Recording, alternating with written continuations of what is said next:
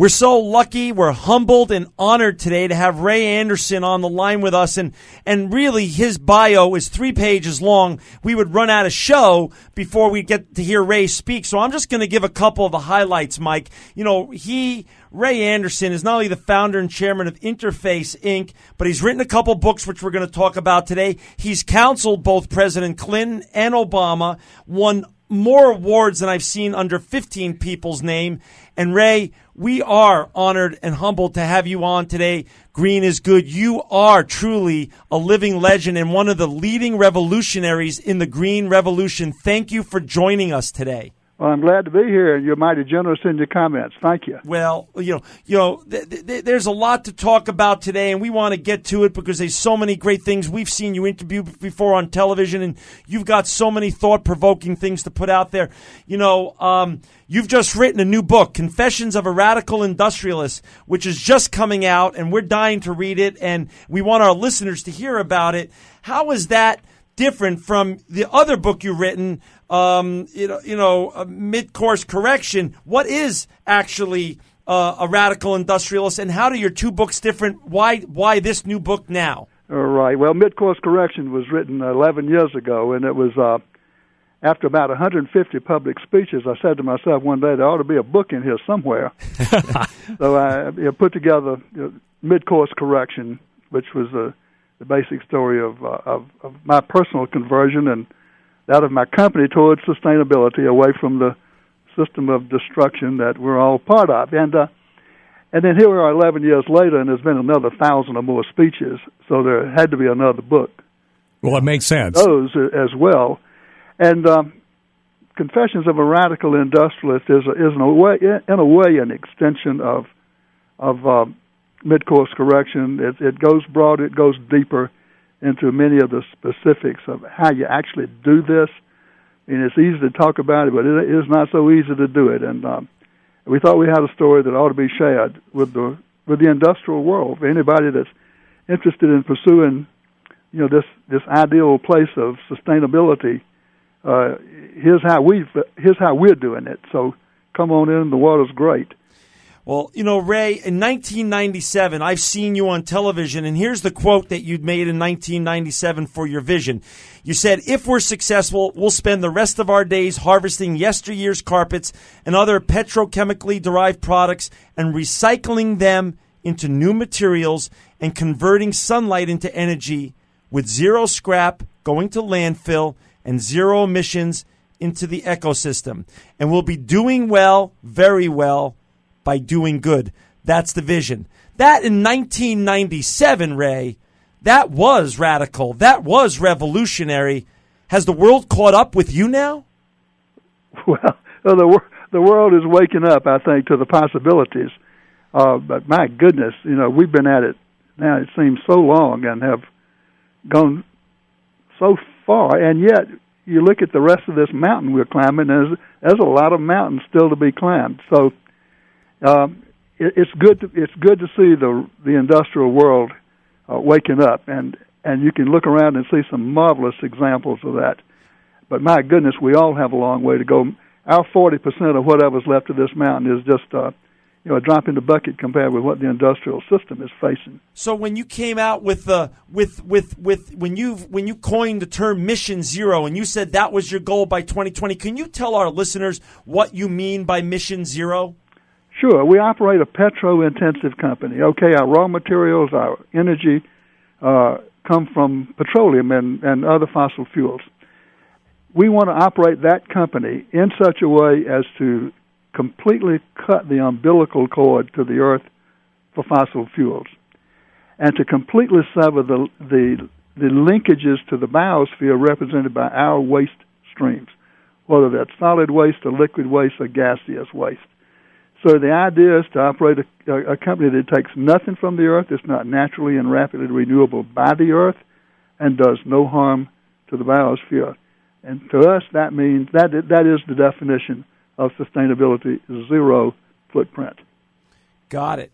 And at Interface, just for our listeners who haven't seen you on television yet or read your legendary story, Interface produces what, and what makes you a cut above everybody else? Well, sure. We make carpet primarily commercial and institutional, that is business and institutional carpet for office buildings and hospitals and schools and retail stores for their own use. And the government's a big customer of ours, too, for their office buildings. So we're making these products, and not just ordinary carpet, broadloom carpet, but primarily modular carpet. That's carpet tiles. Right. Modular carpet is, in fact, the predominant part of our business today, and we've even recently introduced a product line for the home residential use under the brand name Floor, F-L-O-R, misspelled Floor. Got it.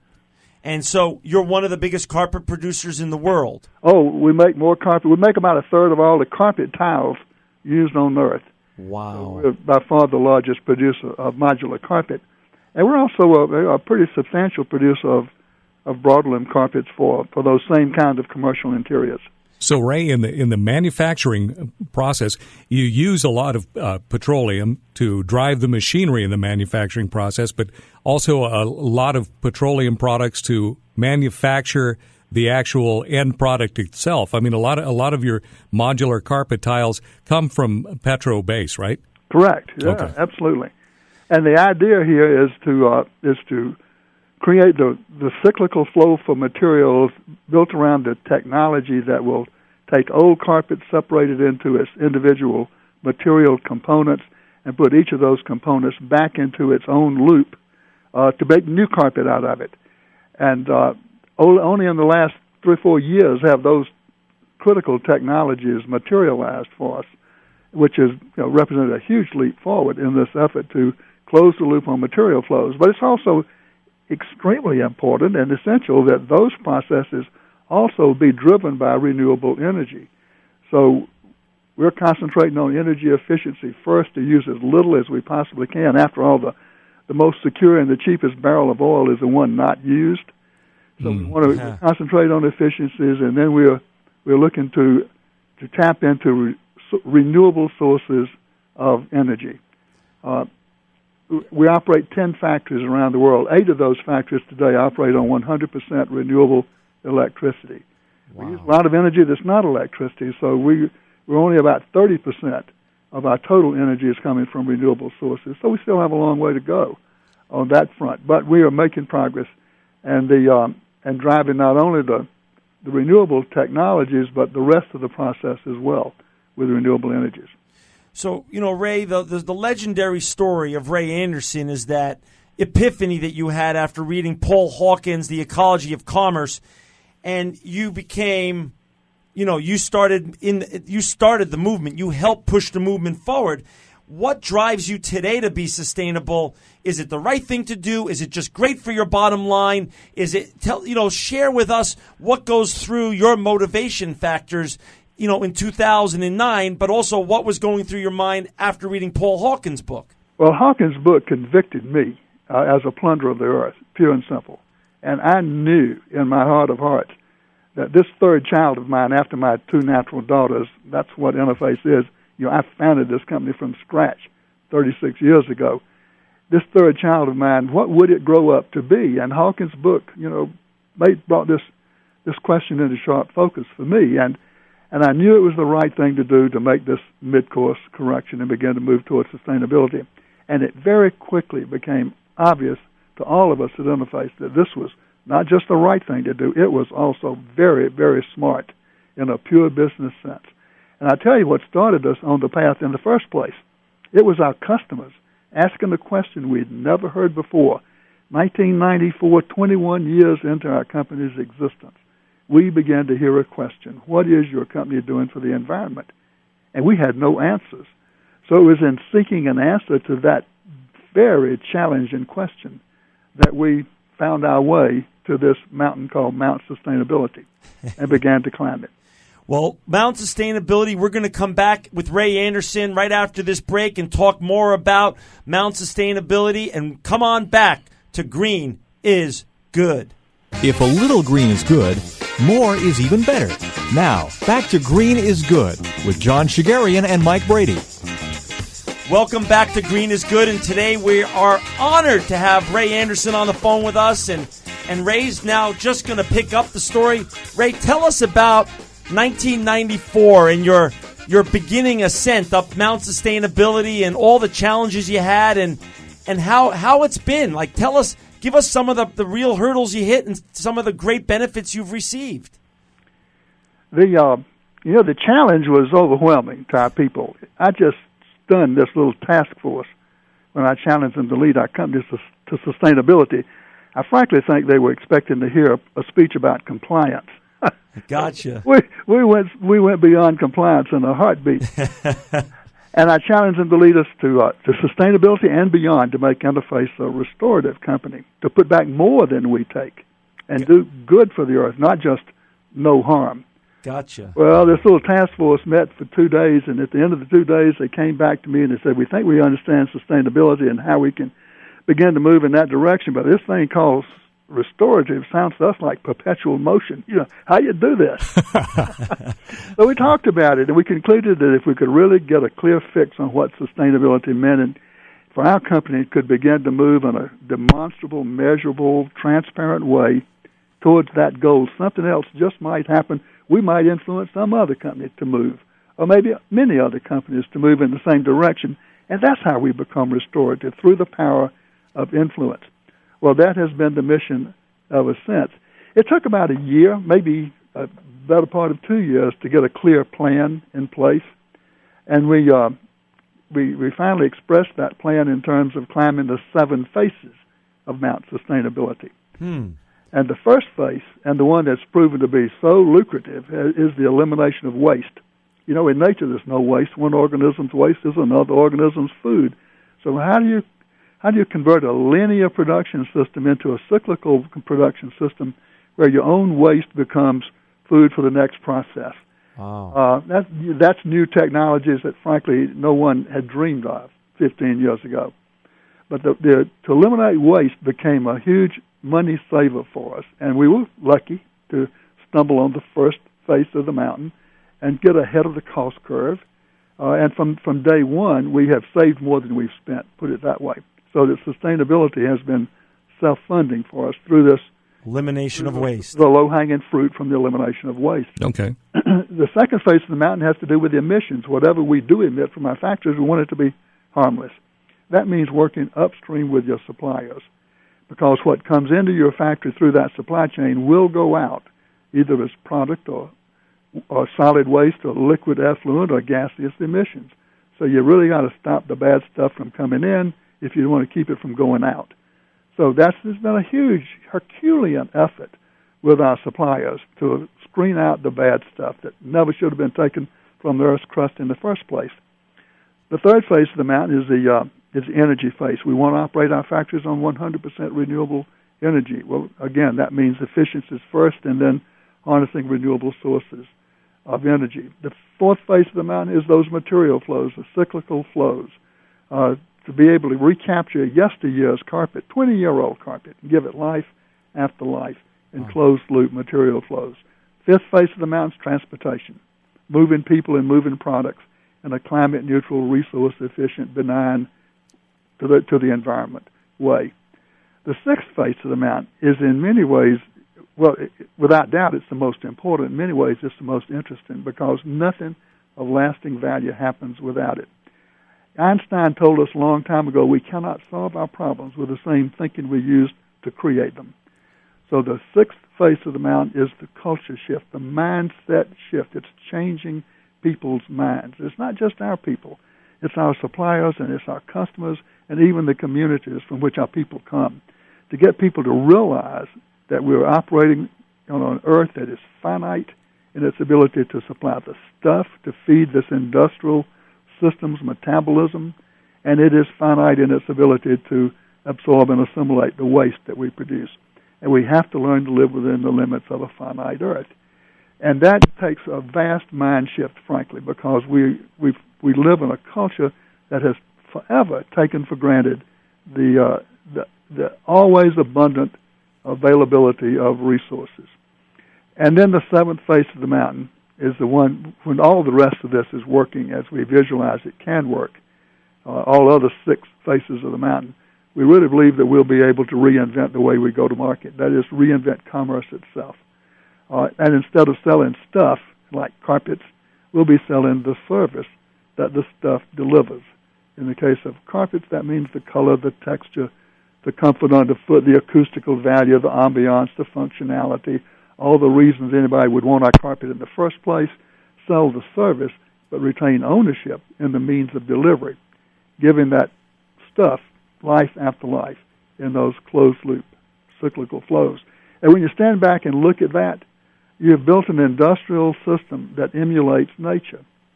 It's cyclical rather than linear. It's driven by solar energy rather than fossil fuel energy. It's waste-free, it's benign, and it's focused on resource productivity, the productivity of all resources, not just labor. And it is a new industrial model. And today, we're proving to ourselves every day by winning market share and winning business that it's a better way to a bigger profit. Better for the planet and better for the shareholder. So, Ray, how many years have you been practicing, this climb up Mount Sustainability? Did that start in 94, or which year did you start this climb? Well, we launched it in 94, and it took us, some wheel-spinning time to get traction. Mm-hmm. Right. And by 1995, we'd begun to gain traction, and by the end of 95, and then as we went into 96, 97, we could see those waste savings really accumulating, and we began to draw a bead on the technologies that we would need, and we began to make real progress on the efficiency front, and the sort of ordinary recycling that everybody can do that doesn't depend on the new technologies, and we began to plant trees, planting trees for travel. A tree in its lifetime will sequester the carbon emitted by 1,500 passenger miles in a commercial airliner. One tree? We planted 100,000 trees over the years to offset some of the impact travel has had. Ray, so now you start climbing and you start talking about these 7 steps. What was the skepticism back in 94, 95, 96, not only within your company, but on the outside of your company? What kind of skepticism did you have to face? Well, we had a great deal of skepticism, first from our own people. They thought I'd gone around the bend. And there were people in our company that said, this will go away if we just keep our head down. Surely this is a program of the month. Right. Well, after a year or two of continuing to hear the same beat from me, they finally began to realize that I was serious. And as we saw the effect in the marketplace, people caught the vision, and they could see immediately how smart it was. So one by one mind at a time, and that's the way it happens. One mind at a time, people came aboard. You can't tell people how to think. They have to find this for themselves, and one mind at a time they have. Well, it seems like there's skepticism within our own company, and of course there's a skepticism from Wall Street. We're a public company, and we're then. So Wall Street was saying, wait a minute, this environment, what's that costing you? And our chief financial officer could say, hey, it's not costing, it's saving, because he was looking at those waste saving figures as they accumulated month after month after month. So we held Wall Street at bay, you might say, until finally they began to get it. And they began to get it when they saw that we had changed an entire industry, and every single competitor and every related company was out there talking sustainability. And it was in response, really, to the marketing initiative that this turned out to represent for us. So people were in that knee-jerk reaction. Everybody was all of a sudden, mine's greener than yours, and it was fun to watch. That transformation happened to an entire industry, and happened very quickly. So when our financial analysis, the Wall Street guys saw this, they said, "Oh, okay, I get it." So Ray, when you were beating the drum and trying to get the internal buy-in, besides the external financial community buy-in, how did you lead by example yourself? What was the visuals or the external things that your employees were able to see that you were changing in your own life that motivated them then to that, wait a second, Ray really didn't go around the bend. and this is not a fad. This is going to be something that's here to stay. What did you do yourself? Yeah, I stood up and told a crowd of 1,000 people one day, I said, I understand you think I've gone round the bend. Well, I want to address that right now and let you know I have. Because our future is around that bend, and I want to remind you, I went round the bend once before and found carpet tiles, and we did pretty well with that trip around the bend, but I also want you to know that was the warm-up. This is the main event. Wow. Well, I never heard again, has he gone round the bend, but I'm not saying I didn't think it, but wow. I never heard it again. That is. And did you put solar on your house, or did you drive a Prius, or what did you do? Anything that they could see every day or touch every day? I bought the first Prius on the roads in Georgia. Wow. I beat Ted Turner to the first Prius. Ted Turner, oh my gosh, perfect. Yeah, by a day or two, I think. But who's keeping track? I'm on my third Prius now. Wow, I love it. So when you say, you talked about the financial world, buying in, and obviously by now they've bought in. So now we just went through this horrible time in our economy, this crisis that led everyone to be risk adverse. Is this, in this new world, in this new normal, whatever that means, is sustainability a risk increaser or decreaser as part of the business model that all businesses are trying to adhere to? I'll put it this way. There is no thought in our mind of turning back. Gotcha. It has proven to be a better way, and without doubt, a better business model. So for all the business owners out there that are in our listener pool, being sustainable and maintaining the all of the 7 steps that you've talked about and the cores of sustainability of people, planet, and profits, that decreases risks and makes the business even more sustainable. The risk of $150 oil is one to think about. Yeah. And we're ready for it.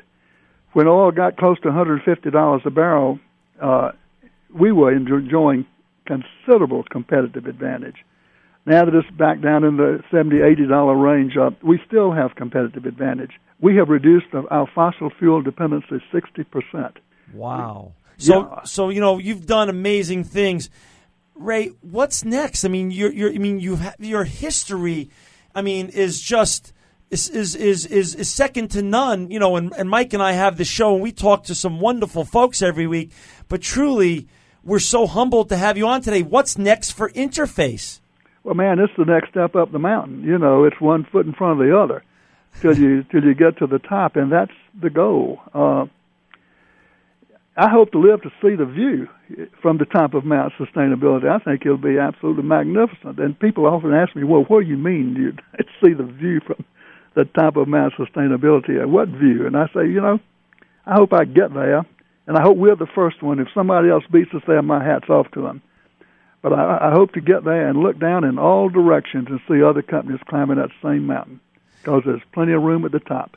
When you say other people climbing it, has your 7 steps been actually codified and used by other big corporations? It has in more ways than I know. But anybody that wants to know how you do this, we've created a consulting arm of the company to respond when they ask us how do you do it. So give us a call.